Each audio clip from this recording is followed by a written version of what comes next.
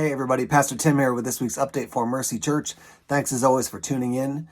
I mainly want to give you two reminders about upcoming services, and then I want to give you a word of encouragement. So real quick, the reminders are that on March 12th and then April 9th are going to be our next two Sunday gatherings.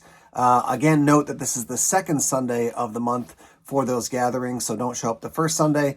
And two services on both of those Sundays, 9 o'clock and 11 o'clock at the Stone Church in Newmarket.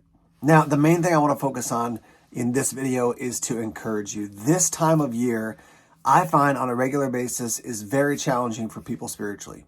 When I used to work in campus ministry at UNH, this was the time of year. It was just really challenging to get students engaged because, they were just kind of plugging through. They were doing their homework. They were trying to pass their tests. They were trying to think about the warm weather, but it wasn't there quite yet. For you and me, this is a time where it's like, okay, it's still cold out, and then it gets warm, and then it gets muddy because it's warm. The sun is still going down pretty early, so it gets dark pretty early. When you get up, it's chilly outside. The sun isn't up. Right now is the time of the year, particularly in New England, when people feel like blah. And it's easy to have that trickle over into your spiritual life and go, yeah, I'm just going to kind of coast here. I want to encourage you in this time to lean in, read scripture, pray, gather with other believers to encourage your faith. Share about the hope of Jesus and the gospel with people who don't know Jesus yet. Right now, it can be so easy to say, I'll re-engage when the weather gets warm, when the springtime comes.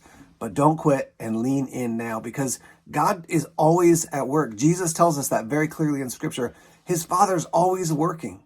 The Spirit of God, for those who've come to know Christ, is always dwelling in you.